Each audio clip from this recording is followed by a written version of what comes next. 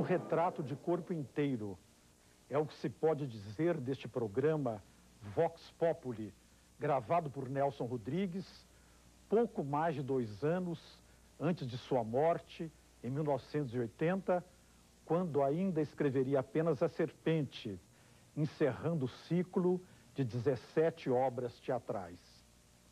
Não será exagero, assim, considerar suas declarações uma súmula do que ele pensou a vida toda, ou uma espécie de testamento espiritual. As obsessões do homem e do ficcionista se encontram nas respostas que deu às mais variadas perguntas, feitas por gente de teatro ou por pessoas do povo, ocasionalmente ouvidas na rua. Nelson se define como um romântico, um Pierrot do Meyer, e reitera que sua dramaturgia é uma meditação sobre o amor e sobre a morte. Os paradoxos que às vezes espantam os leitores estão presentes nesse depoimento, desde a afirmação segundo a qual toda mulher gosta de apanhar, ou retificando, só normal, até a educação sexual deve ser dada para preás, cabritos e cachorros, enquanto o ser humano precisa receber educação amorosa. Se uma questão fica em suspenso, o coordenador Paulo Roberto Leandro aí está atento para trazê-la de novo à tona. E se acaba por perceber que, para Nelson, o jogo amoroso comporta tudo, não se restringe à anedota. No campo da política, Nelson quer liberdade, no seu dizer, mais importante do que o pão. Ele se mostra consciente da contribuição que deu ao palco e o faz ser considerado o maior dramaturgo brasileiro.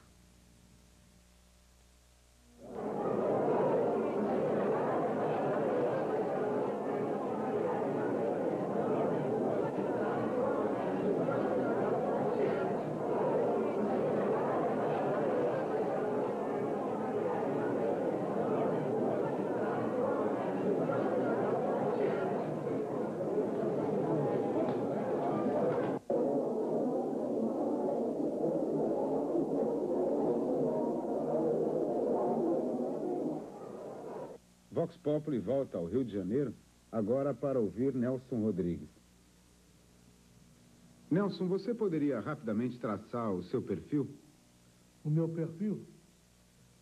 Eu sou um romântico, um Pierrot do Meyer, sou um homem que acredita no amor eterno. Ou o amor o eterno se acaba, não era amor. Ouviu? Sou um homem que chora, se for preciso, chora. Acho brasileiro que não chora o mau caráter. E a minha sensibilidade, o meu sentimentalismo, chega a ser ridículo. Nelson, você, como jornalista, como dramaturgo, como romancista até, você sempre foi polêmico, sempre afirmou coisas muito controvertidas. Pois não. Isso gerou muita discussão. Você teme ou receia um pouco um contato direto com o povo? A minha única virtude, e se eu a tenho, eu a proclamo, é conhecer o povo, é escrever para o povo.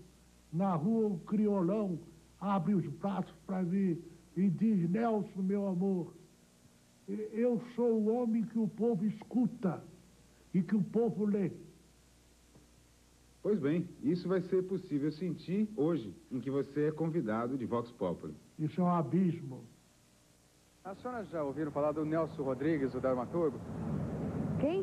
O autor de teatro, Nelson Rodrigues. Já. A senhora assistiu alguma coisa dele já? Assisti, mas eu não lembro a peça. E a senhora assistiu? Também não. Vestido de noiva? Não lembro, não vi. Não lembro, assim, de ver assim, não lembro. Gosta dele? Mais ou menos. Por quê? A senhora conhece? Não. Nelson Rodrigues? Não conheço. Fez Bonitinha Mais Ordinária, Toda Nudez Será Castigada. A senhora já ouviu falar dessas peças? Não ouvi. Nelson Rodrigues, já ouviu falar, mas não conheço pessoalmente, não. Não assistiu nada dele? Não, por enquanto não. Você vai a teatro? Não, dificilmente. Você conhece o Nelson Rodrigues, o dramaturgo? Conheço. Que você lembra de algum trabalho dele? Não, de momento não. Assistiu? Lembra de ter assistido alguma peça dele? Assisti no Rio de Janeiro uma peça dele. Não lembro o nome agora. Bom, conheço relativamente. Tem obras interessantes, inclusive no teatro. E hoje parece que ele inclusive está ligado a futebol também no Rio de Janeiro, né? Como cronista. Como cronista, Admiro, Não sou conhecedor profundo, não, sabe?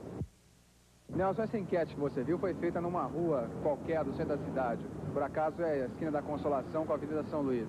As pessoas foram passando e a gente perguntando diretamente para elas o que elas achavam da sua obra, se conheciam a sua obra, você pessoalmente, e você viu o resultado. Isso coloca, eu acho, uma série de dúvidas, de questões. Por exemplo, o que é um teatro popular no Brasil? Como fazer um teatro popular? O seu teatro é popular? Como é que você vê isso tudo?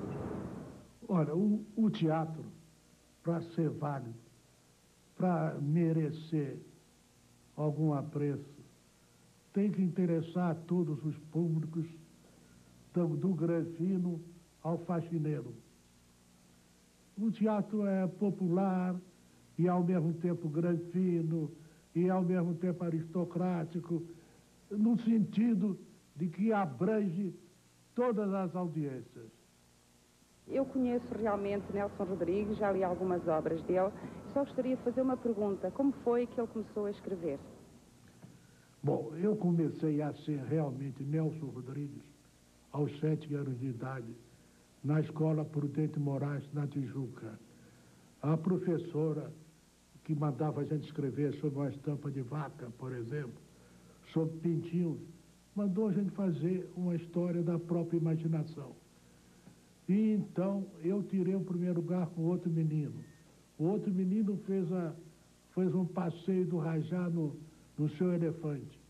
Eu fiz a história de um adultério tremendo. A adúltera era esfaqueada pelo traído, pelo enganado. E assim eu escrevi a minha primeira vida como ela é. Isso já era uma antecipação do meu teatro, do tipo do meu teatro, e da imaginação dramática que eu teria. Foi aí que eu comecei a ser Nelson Rodrigues, o dramaturgo. Meu caro Nelson Rodrigues, você que tem o seu nome inscrito em letras de ouro na dramaturgia brasileira, sim, é natural de Pernambuco, e eu tenho a impressão que o universo dos seus personagens é especificamente carioca. Sim. Eu estou certo ou estou falando besteira? Você está certo. Eu sou pernambucano e no meu teatro há certas evocações de Pernambuco. Por exemplo, na Senhora dos Afogados, é o mar de Pernambuco, ou mais precisamente de Olinda, que aparece. Agora, na minha peça tem a marca do carioca. As minhas tragédias eu as chamo tragédias carioca. Os meus personagens têm uma série de carioquismo e o sentimento deles é carioca. Eu sou, creio não errar contra mim mesmo, eu sou um autor carioca. O Nelson, por que você sempre diz que a pior forma de solidão é a companhia de um paulista? É porque eu recebi. Eu, uma vez, fui procurado por um paulista, um conhecido paulista. Ele passou comigo 2 dias. E para ele era um esforço dizer boa noite. Isso uma vez. Outra vez eu fui a um restaurante em São Paulo, cheio o restaurante. Ouviu? De repente eu me levantei e fui lá dentro. Quando voltei, dera-se um milagre. Não tinha uma pessoa no restaurante, senão os garçons e as moscas. Eu aí chamei o garçom e perguntou, mas o que há? Não tinha gente aqui? Então ele deu essa resposta magistral. Aqui trabalha-se. Quer dizer, paulista é um homem que trabalha. Ao passo que o carioca tem muito mais apreço, muito mais gosto pela conversa fiada.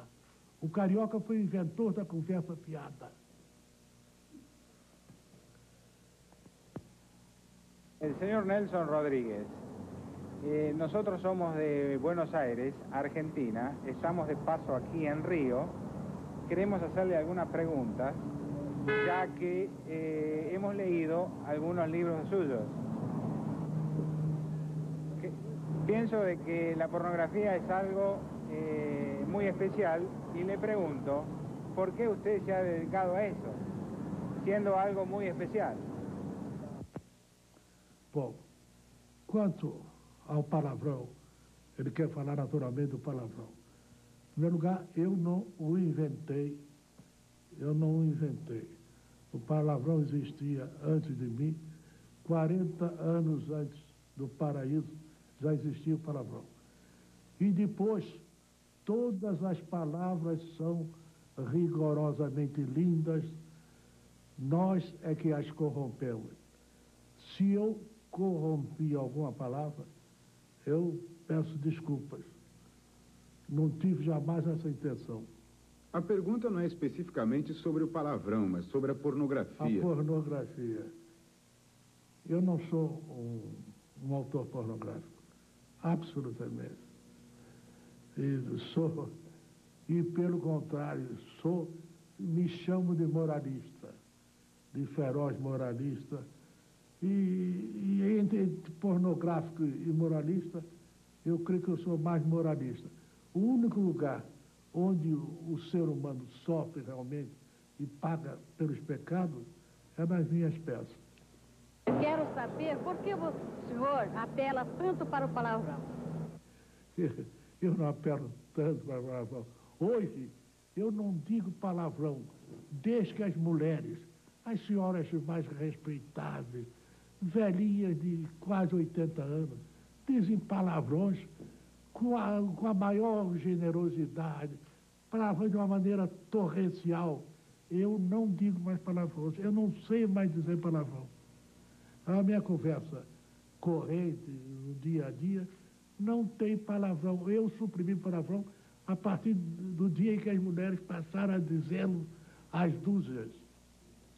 Sendo você considerado um escritor, alguns acham que você seja um escritor pornográfico, maldito. Eu tenho uma curiosidade muito grande em saber uma coisa de você. O que é que você acha da educação sexual nas escolas? Eu considero a educação sexual uma ignomínia. Eu considero uma patranha, que não significa nada. Não existe no ser humano, no homem, o sexo é amor. O sexo não é sexo, não é estritamente sexo. Assim como a vida sexual não representa nada, o que representa é a vida amorosa, é o amor. Se o homem tem o amor, muito bem. Se não tem o amor, o sexo, a sua experiência sexual é um inferno que se repete sempre, de experiência em experiência. Porque o homem só é feliz quando ama. Sexo não é amor, que o sujeito pode viver 300 anos, ouvir a custa do sexo, sem ter amado uma vez. Eu considero um desgraçado, sujeito que nunca amou, e que não ama, que não amou, etc, etc. A educação sexual, da forma como está sendo proposta nas escolas, visa dar à criança conhecimento do corpo. E para evitar que isso se transforme numa barreira para que ela atinja o amor. Não é nada disso.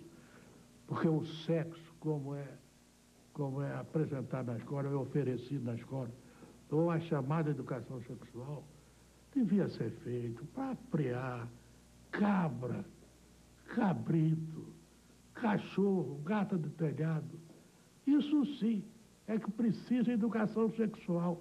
O ser humano, o sujeito precisava receber educação amorosa, educação de amor, vida de amor.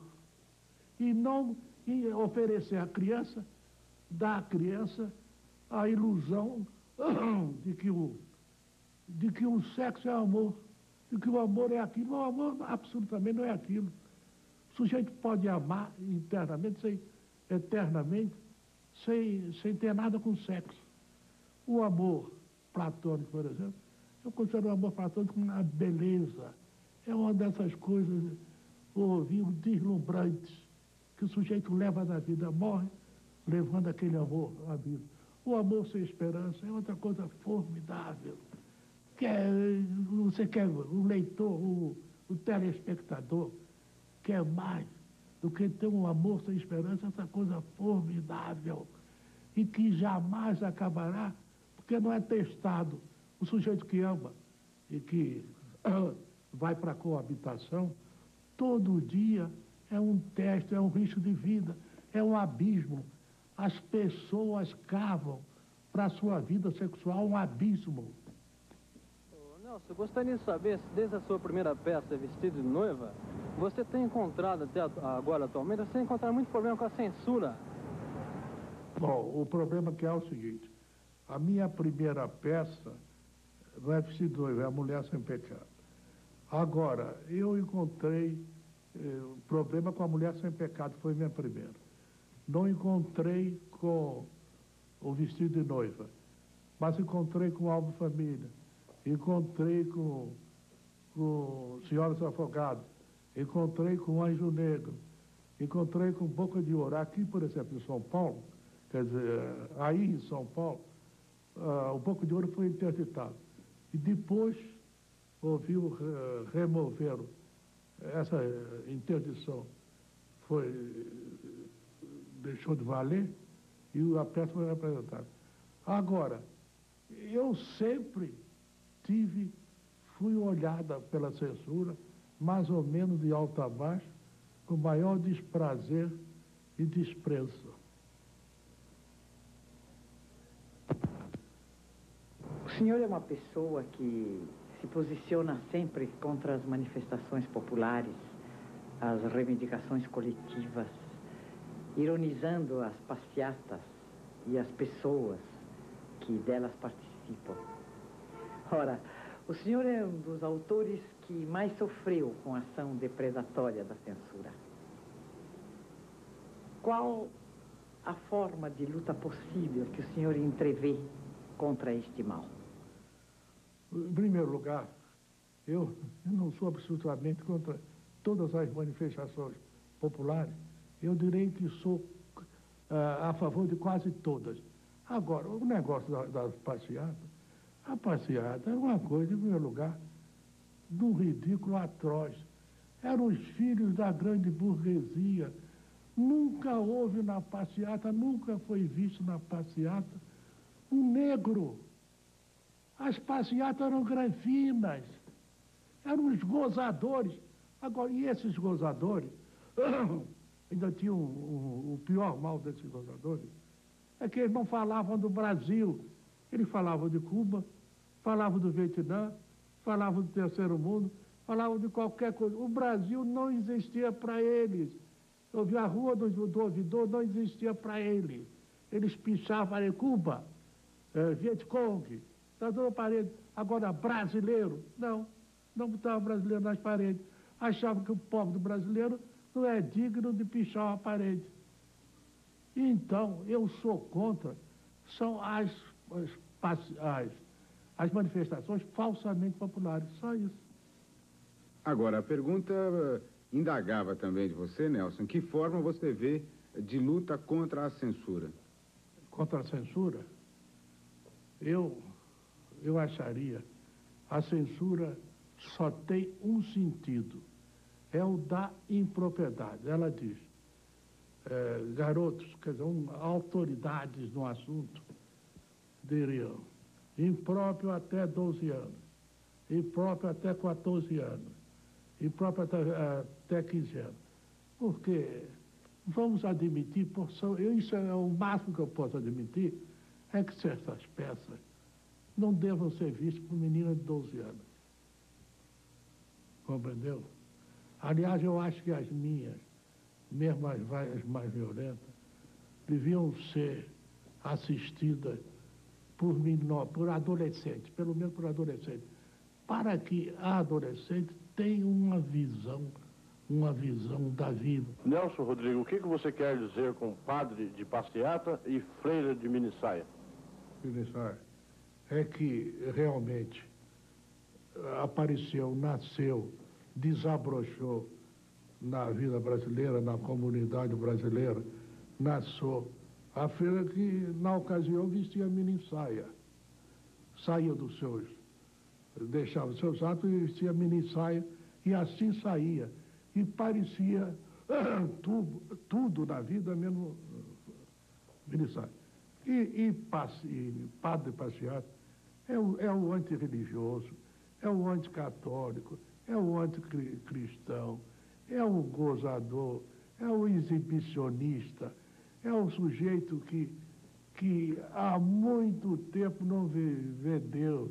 E se encontrasse Deus na esquina e Deus lhe estendesse as mãos, ele diria, não tem trocado. O tanto, tão estranho, Deus se tornou para o Padre Passeato. É isso, o Padre Passeato, a freira de Minissaia. São dois marginais da religião.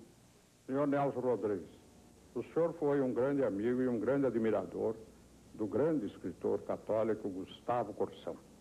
Gustavo Corsão, durante toda a sua vida, defendeu a Igreja Católica tradicional. E depois do Concílio Vaticano II, ele passou a defender a Igreja pré-conciliar. Isto é, ele não aceitou as mudanças introduzidas na Igreja Católica, na liturgia, na atividade dos sacerdotes, enfim, em toda a estrutura da Igreja e na sua dinâmica, no seu funcionamento. Nas suas crônicas, nos seus artigos, nos seus trabalhos, enfim, o senhor sempre o defendeu. O senhor tem esperança que as ideias que Gustavo Corsão defendeu e que o senhor também defendeu e continua defendendo, voltarão a ter ainda atualidade e sairão triunfantes a longo prazo? Eu acho que a Rússia é o fim de todas as picadas. Mas a Idade Média, em compensação, durou 1000 anos. Durou 1000 anos. Ouviu? Eu não sei se essa longa coisa dure 1000 anos. O Corsão era menos pessimista do que eu. Ele se combativo, etc., que dizia o que queria e dizia o que pensava, seja quais forem as consequências. Ele pensou e dizia, pronto. E era um maravilhoso, tinha uma alma de menino, Corsão. Todo mundo crê feroz, quer dizer, acreditava que ele era ferocíssimo, etc. Uma alma de criança.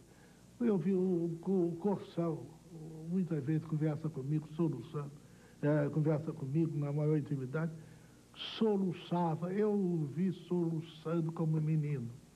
Eu gostaria de saber por que você defende tanto a virgindade do homem. Até hoje eu não consegui entender isso. Dá para você me explicar? Mas a explicação é simples, é fulminante. Eu digo que a virgindade, devia ser obrigatória, digo, moralmente obrigatória, no homem e na mulher, porque o sujeito devia reservar o seu corpo e a sua alma, primeiro reservar a alma, depois o corpo, para o ser amado. Ora, qualquer um de nós aqui presente nesse estúdio, sabe que não é fácil amar. Há pessoas que nascem, crescem, envelhecem e morrem e jamais encontraram nada parecido com amor. Compreendeu? Então, portanto, é muito possível que um sujeito viva 80 anos e passe 80 anos sem encontrar ninguém que mereça o seu amor. Então, ele deve ser virgem, ao meu ver. E assim a mulher não encontrou o bem amado e, paciência, será numa outra reencarnação. Nelson, eu sei que você tem um profundo respeito pela obra do dramaturgo Plínio Marcos, da mesma forma que o Plínio respeita a tua obra. Então, eu gostaria que você traçasse um paralelo, se é possível traçar um paralelo entre a sua obra e a obra do Plínio Marcos. O que há de comum entre as duas e o que há de pontos de divergência que são fundamentais do seu ponto de vista? Eu tenho uma maior admiração pelo Plínio Marcos. Uma vez, conversando com o Sábato Magaldi, crítico, talvez o único crítico teatral do Brasil, se você tivesse que deixar um sucessor, evidentemente eu não me acho, ouviu, com valor para deixar um sucessor. Mas ele me perguntou, então eu respondi. O Plínio Marcos. O Plínio Marcos, nós temos uma série de coincidências. Ouviu que um dramaturgo tem com outro dramaturgo. Eu acho o Plínio Marcos um dramaturgo excepcionalíssimo, formidável. Meu caro mestre Nelson Rodrigues, eu gostaria de perguntar para você como é que vai o nosso querido Nelsinho lá na cadeia. Está sofrendo mais do que mãe de porco espinho na hora do parto? Ou está sendo bem tratado? E você tem visto ele ultimamente? Eu não só o tenho visto ultimamente, mas como o tenho visto sempre. Eu me encontro todas as semanas com o Nelsinho. Nós andaram dizendo até que eu estava brigado com ele, etc. Isso é uma infâmia, viu, cômica, uma infâmia cômica. Porque, Nelsinho, eu sempre quando chego, eu dou-lhe 2 beijos, ele me dá 2 beijos, e quando eu saio, ele me dá 2 beijos e eu lhe dou 2 beijos. Quer dizer, não há pai nem há filho tão amantíssimos. E o problema é muito simples. É que eu penso de uma maneira, o Nelsinho pensará de outra. Isso é um direito líquido que ele tem. Eu sou um sujeito, ouviu, que acho que a liberdade é mais importante do que o pão. Sobretudo a liberdade de pensar. Então o Nelsinho pensa e eu penso, pronto. E o amor entre os dois é cada vez maior, se é que ele pode aumentar, ouviu? E continuará assim até que um dia eu morra e ele ficará comigo, ficará com o amor que teve por mim, etc. Nelson, você defende a anistia porque seu filho está preso? Se ele não estivesse, você manteria a mesma posição? Meu filho também é gente, também merece a anistia, esse é que é o fato. E eu sou a favor da anistia, eu sou a favor. Eu sou contra o ódio. Eu tenho horror do ódio. Compreendeu? Não sou comunista, mas sou anticomunista. Mas não tenho ódio, nem dessa coisa que eu mais abomino, que é o comunismo. O comunismo como o praticam, como nós o conhecemos, por exemplo, o socialismo. O socialismo será, e no seu estado ideal, um doce de coco, mas o socialismo, como nós o conhecemos e o vemos praticado, quer dizer, o socialismo totalitário, isso é uma coisa ignóbil. E me admira que um socialista totalitário tenha um descaro monumental de falar em liberdade. Mas o cara fala em liberdade, o cara engoliu o pacto de Havana soviético, o pacto engoliu a escravidão, a castração espiritual de povos inteiros e vem falar em liberdade para cima de mim. Nelson, você que é considerado um dos maiores dramaturgos do nosso país e talvez o melhor dramaturgo do nosso país, você que nas suas peças aborda temas sociais, políticos, sexuais, enfim, você que preza tanto a liberdade nas suas peças, por que você, quando você deixa de ser o dramaturgo, você como homem que escreve, as suas ideias são totalmente contraditórias e você realmente pode até ser chamado de reacionário? O problema é o seguinte, quanto ao fato de eu ser chamado de reacionário, eu próprio escrevi um livro e coloquei no livro reacionário. Eu sou reacionário. E explico por que sou reacionário. Porque eu sou pela liberdade. Como eu já disse, acho a liberdade mais importante que o pão. E o seu reacionário, porque o não reacionário é o comunista, por exemplo. O comunista não tem liberdade de imprensa, não tem liberdade de greve. O único país no mundo, o Paraguai tem. O país no mundo é a Rússia, que não tem. Quer dizer, os países as repúblicas socialistas não têm direito de greve. Lá a greve é paulada.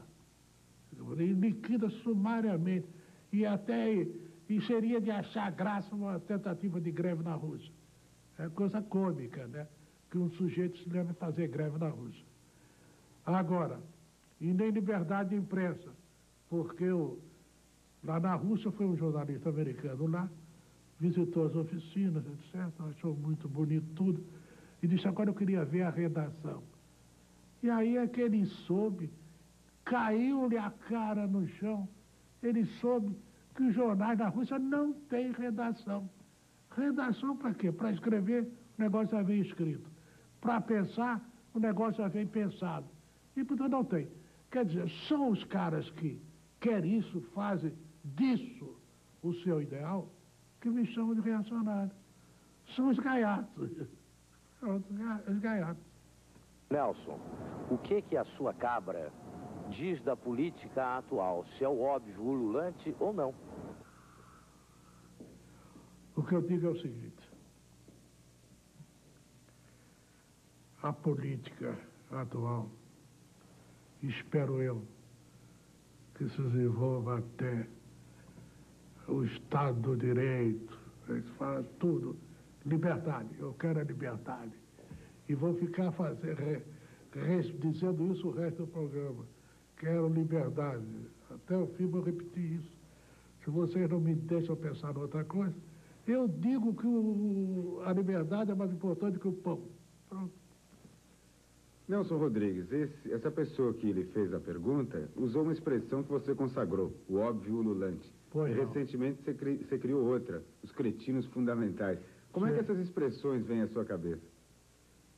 Essas expressões vêm isso... O óbvio ululante é porque é uma verdade. Ninguém enxerga o óbvio, nem mesmo o óbvio ululante. Isso é... Primeiro eu comecei dizendo que só os profetas enxergavam o óbvio. E depois passei para o óbvio ululante, etc. Mas o óbvio é isso mesmo, o destino do óbvio é não ser visto. O óbvio é invisível. Eu queria saber do Nelson, por que você parou de escrever para teatro? A realidade brasileira não te interessa mais ou ela te assusta? Ora, eu estou escrevendo agora uma peça, justamente uma peça. Durante muito tempo eu me fiquei absorvido pelas confissões que saíam no Globo. Agora eu vou fazer estou fazendo uma peça, comecei a fazer. Estou fazendo os primeiros esboços. Eu sou um admirador, você sabe, da tua obra. Eu acho que você foi o grande revolucionário do teatro brasileiro. Eu acho também um outro grande revolucionário, mas só que da literatura brasileira, foi Mário de Andrade. Eu acredito que Macunaíma tenha sido, assim, a obra-prima do modernismo brasileiro. Agora, eu vejo uma afinidade muito grande no deboche do Macunaíma, do final do Macunaíma, com o deboche de muitas personagens que você escreve. É um deboche iconoclasta das suas obras. A parte todo o moralismo de um e de outro autor, de você como autor, e também do Mário de Andrade, você concordaria comigo que a tua obra é quase que um prolongamento do Macunaíma, ou não? Se teve uma influência, não foi influência, foi uma coincidência. Porque há, entre um autor e outro, coincidências inumeráveis. Às vezes o sujeito aqui está fazendo uma coisa parecidíssima com uma que um chinês está fazendo, ouviu? De forma que se há, ouviu, aí esse cinismo que Mário de Andrade foi buscar na vida, eu também fui buscar na vida. Eu gostaria de saber, Nelson Rodrigues, por que você pinta a vida tão triste, tão dramática? Será que não existe coisas boas nesse mundo? Suas peças estão cheias de personagens angustiados, pessimistas. Você se considera um otimista ou um pessimista? Olha, o problema é o seguinte. A vida, como nós a vivemos, como nós a vemos, não é, como eu dizia pouco atrás, não é um piquenique, não é um arroz doce, não é um doce de coco. O Otto Lara Rezende, por exemplo, ele dizia para mim, o homem é triste porque morre. Eu disse, não, Otto, o homem é triste porque vive. Toda vez perguntaram, por que você é triste? Por que você escreve coisa tão triste, coisa tão dramática? Eu direi, eu faço isso contra a vontade porque eu vivo. Eu nasci. Foi um fato de ter nascido um dia. Eu nasci. Então, eu escrevo assim. Porque eu não posso escrever de outra maneira, porque eu não posso falsificar a vida. Eu não posso falsificar o homem é triste, e cada vez mais triste porque vive. Esse é o fato. Eu não inventei a tristeza, eu não inventei a angústia. Você tem a angústia sempre. A angústia o acompanha. O primeiro homem que houve no mundo, já acordou dando chutes em todas as direções. Ouviu furioso por ter nascido, ele não queria. Esse é o caso. Eu nasci e pronto, e sou obrigado a escrever assim. Eu gostaria de saber qual a sua opinião sobre o feminismo. Eu acho que o feminismo não tem sentido. O feminismo apresenta reivindicações que já foram atendidas. Por exemplo, a liberdade da mulher, a liberdade sexual. Essa é de uma amplidão em nosso tempo fantástica. A liberdade política, todas as liberdades. Por exemplo, antigamente a mulher não dizia palavrão em hipótese nenhuma, a não ser no sigilo da alcova ou do túmulo. Fora disso não dizia. Hoje ela diz tranquilamente, na mesa, na sala de visita, conversando com o homem que foi apresentado a ela naquele momento, ela diz os palavrões de... E isso, qual é a liberdade que ela pleiteia? É econômica. Ela trabalha tanto como homem, faz concorrência ao homem, desbanca o homem, e está querendo mais o quê? Isso eu não entendo. É que o feminismo tem algum sentido. Há 80 anos tinha. Porque a mulher, por exemplo, não podia chegar no portão depois das 7 horas da noite, etc. Não podia namorar senão na presença do pai, da mãe, ou da irmã mais velha, ou da irmã mais moça. Mas hoje está tudo tão risonho, tão franco para a mulher. O que ela quer mais? Nelson Rodrigues diz que toda mulher gosta de apanhar. O que você acha disso? Sou mulher de malandro. Não gosta, não? Eu acho que não, não é possível. Mulher que gosta de apanhar, né? Saco de pancada, né? Toda mulher gosta de apanhar. O que você acha disso? Eu acredito que sim. Por quê? Porque eu já tive experiência e já vi que muita mulher gosta de apanhar. Quanto mais a mulher apanha, mais gosta do cidadão. Bom, em primeiro lugar é preciso perceber bem. Eu não digo que toda mulher gosta de apanhar. Só as normais. As neuróticas reagem. Agora, isso, muita gente fica espantada. Outras não ficam espantadas, acham graça. Ouviu? E terceira, ficam irritadíssimas. Mas o fato positivo é o seguinte, eu conheci uma menina que estava para se separar do marido. Ela não suportava mais, dizia totalmente que perdera toda a ilusão, etc. Então, na véspera da saída, ela estava arrumando as malas, etc., o marido dá-lhe uma surra. Pois a partir daquele momento ela voltou deslumbrada e não largou mais o marido. E outro dia comemorou as bodas de ouro com aquele marido que a espancara. Ouviu na altura da primeira batalha do Marne. Agora, Nelson, qual é a explicação que você dá para essa sua frase, para essa sua convicção de que a mulher gosta de apanhar? É o jogo amoroso permite uma série de reações que a vida real, a vida comum, a vida prática, o dia a dia, não conhece. Mas que a intimidade amorosa justifica que em determinado momento o marido deu uma bolacha na mulher. Ela devia ficar horrorizada, ela devia sair gritando, canalha, canalha.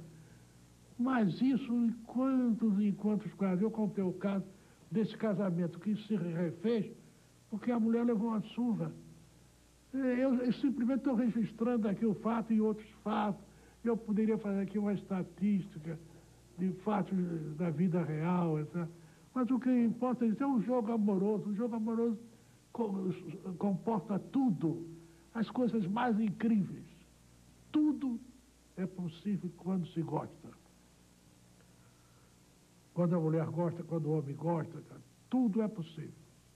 O Nelson Rodrigues diz que toda mulher gosta de apanhar. Queria que você comentasse essa frase. Eu acho que tem muita mulher que gosta de bater também. A mulher gosta de apanhar? Ah, sabe, eu acho muito relativo. Já sabe, se precisar, pode bater, tudo bem. A mim não é admiração que haja mulheres capazes de gostar de apanhar. A minha admiração é existirem homens capazes de bater em mulher. Porque eu, por exemplo, vivo uma mulher há 40 anos e nunca me ocorreu sequer dar-lhe um beliscão. A minha pergunta é esta: você já bateu na sua? Bom, o que eu disse é o seguinte, que a mulher gosta de apanhar, não disse que o homem gosta de bater. Portanto, essa pergunta está respondida. Agora, inclusive, eu acho que é um direito líquido que tem a mulher, uma mulher normal, não todas, as normais, de apanhar. Acho um direito líquido. E o direito que a moça reivindicou também de bater de vez em quando? E o direito de quê? Que a moça reivindicou, perguntando a você, de bater também de vez em quando. Eu já disse aqui que no jogo amoroso, todos os caprichos mais incríveis, mais inaceitáveis são possíveis. Porque é outro plano de realidade. Não tem nada a ver com a realidade, com o dia a dia, com o pão, queijo. É outra coisa, é outro plano de vida, plano de realidade. Ouviu o desejo de experimentar não sei o que, e cada vez mais e mais e mais. Nelson Rodrigues, boa noite. Desculpe os trajes, mas é que nós estamos no intervalo do espetáculo aqui do Teatro Mesbla, no Rio de Janeiro, No Sex, Please. Eu estou convidado a fazer uma pergunta a você e isso me honra muito. A pergunta é a seguinte, Nelson. Como não podia deixar de ser, é sobre a mulher normal que gosta de apanhar. Eu gostaria que você conversasse com a minha, porque eu fui tentar bater e fui agredido. O que você me responde? O negócio é o seguinte. Você tem que bater, é o amor. Tem que bater por amor, ouviu? Com amor. Num exato momento, você não estaria inspirado. Foi esse o caso. Você não estaria inspirado. Se tivesse naqueles grandes momentos, ouviu, onde as pessoas, ouviu, passam a outro plano de realidade, etc., tudo seria mais calmo. Inclusive, ela bateria em você e você aceitaria. Compreendeu? No amor vale tudo. As mulheres gostam de apanhar? Acho que não. Na minha opinião, não. Conforme com a mulher. Conforme. Conforme? É. Eu não gosto. Você não gosta do quê? Para apanhar. Para apanhar? Ninguém gosta. É. Ninguém não gosta para apanhar, né? O que a senhora acha da afirmação do Nelson Rodrigues de que a mulher gosta de apanhar? Ah, isso é mentira. Eu não gosto de apanhar de jeito nenhum. Isso é mentira. Não acredito que exista mulher que gosta de apanhar, não. E nenhuma confessa que gosta de apanhar.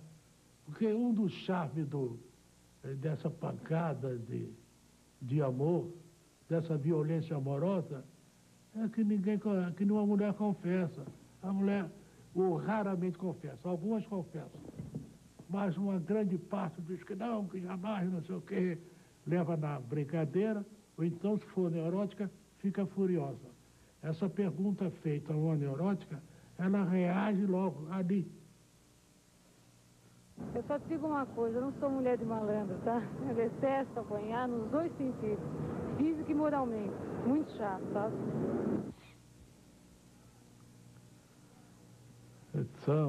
Não gostam. E então uma me disse, eu gosto. Uma atriz famosa me disse, eu gosto de apanhar. Senhor Nelson Rodrigues, uma frase muito conhecida do senhor é que todas as mulheres gostam de apanhar. Aliás, só as normais, como o senhor diz. Bem, eu não concordo. Eu já apanhei e não gostei. Eu, como defensora da mulher brasileira, pergunto ao senhor, o senhor acha que nós, mulheres, aqui no Brasil, já estamos, vamos dizer, equiparadas com os homens? Já acabou o machismo brasileiro? Porque eu sou uma defensora da mulher, o senhor é? Eu quero dizer a você o seguinte, esse negócio do machismo, isso é uma definição que não existe mais, que já perdeu o sentido, e que eu sempre achei sem graça. Mas desde o paraíso, e antes do paraíso, 40 anos antes do nada, a mulher já gostava de apanhar, o homem já batia, ouviu? E através das encarnações sucessivas, até os nossos dias, gosta, não importa o que diga, não gosto. Eu gostei, eu apanhei e não gostei. Tudo isso pode dizer, elas dizem, etc. E há muitas explicações. Muitas vezes, quem bateu não era o ser amado. Porque o importante é preciso que a bolacha venha do ser amado. Por exemplo, se a mulher diz para o homem, você não é homem. Se ele lhe vira uma bolacha dessas estaladíssimas, como no picadeiro, os palhaços se trocam, ela vai ficar satisfeita. O que a mulher não suporta, seja anormal e até as neuróticas, é que o homem não reaja. Nenhuma mulher admite que o homem não reaja. Se não reagiu, a partir daquele momento o amor começou a morrer. Pronto. Nelson Rodrigues, você seria capaz de fazer uma peça para criança? Andaram fazendo piadas sobre peças, atribuindo peças minhas. Uma das peças é um título que eu não sei se vai ser possível sair aqui, mas no caso eu digo, se puder sair, se não corta. Dizia que eu tinha feito uma peça para criança dizendo, cujo título era esse, A Fadinha Lésbica. Eu gostaria, assim, muito de escrever para criança. E um dia farei um livro para criança. E que tema você acha que seria possível abordar num teatro, numa peça de teatro infantil? O tema de um pequeno miserável que teria todas as experiências da miséria, etc. E que seria depois salvo pelo Cristo em pessoa. Oi, Nelson, tudo bem, querido? Aqui quem fala é uma das suas maiores fãs. E como atriz eu gostaria de te fazer uma pergunta, por curiosidade apenas. Se você reescrevesse agora, vestido de noiva, você, depois de toda essa sua vivência teatral e a partir dos anos e vivência real, você escreveria novamente vestido de noiva, abordando sobre os mesmos prismas? Ou de que forma você escreveria? O que eu acho é o seguinte... Um beijão para você. Tchau. O que eu acho é o seguinte, meu... A obra de arte não envelhece. A obra de arte não é para ser mudada. Ela surgiu E é obra de arte por isso mesmo, para ser eterna. Para ser eterna enquanto dure, né?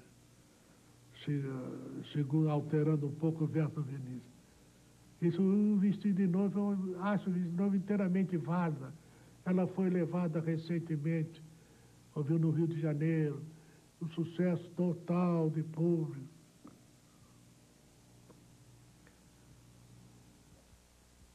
Lembra de algum trabalho dele? Nelson Rodrigues, Véu da Noiva, se não me engano. E como cronista esportivo? Como cronista esportivo, eu tenho ouvido comentário nas rádios sobre que ele acha o futebol do Rio de Janeiro o melhor futebol do mundo. E não é verdade. O nosso querido torcedor está mal informado.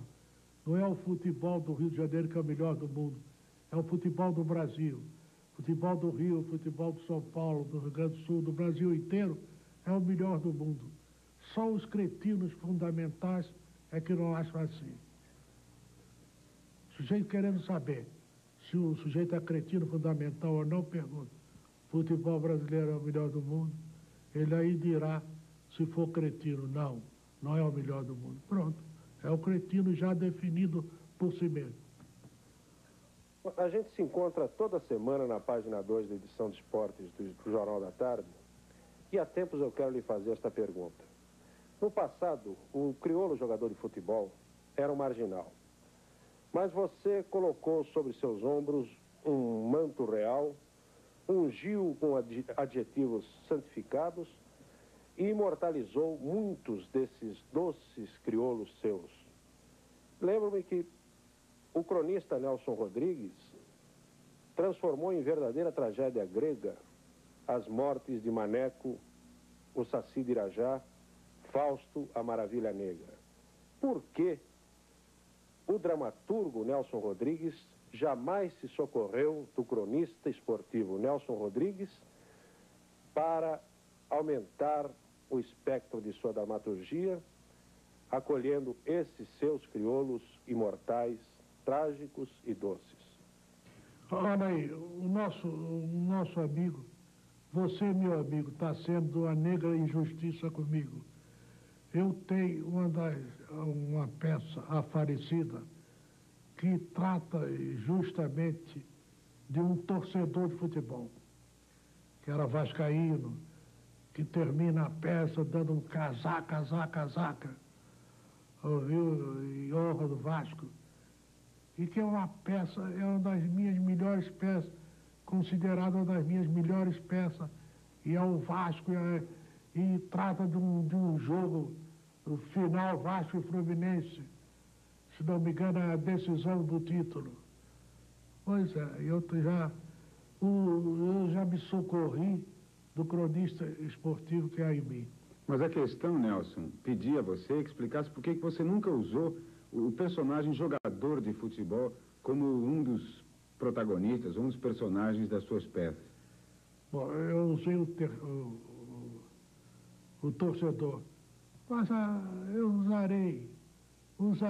farei uma peça do jogador. Um jogador que acaba triturado, ouviu, pela engrenagem do sucesso, da glória, do dinheiro. Qual a contribuição que você acha que deu ao teatro brasileiro? O que foi que você trouxe de novo para ele e o que representa, na verdade, a sua dramaturgia? Bom, a minha contribuição para o teatro brasileiro, em primeiro lugar, um certo sentimento trágico do Brasil. Compreendeu? Eu sou tragédia carioca. Não é só tragédia carioca, é tragédia, digamos assim, brasileira. Isso é o... Em segundo lugar, houve uma noção de uns tantos valores. Ouviu? E em terceiro lugar, o meu mau gosto. Eu tenho um mau gosto agressivo, mas que não abdico dele. Eu acho que ele faz parte da obra de arte que deve ser imperfeita. Não sou contra a obra de arte perfeita, não. A perfeição não tem nada a fazer junto ao artista. Perfeição é uma virtude de menina, tocadora de piano, etc. Não de fazedora de bordado. Mas a perfeição não tem nada a ver com o artista, com um verdadeiro artista poderoso, violento, brutal. Ouviu? E esse é o caso, é o meu caso. Eu tenho um mau gosto. Esse mau gosto a que eu não renuncio. Ouviu? Tenho também a linguagem.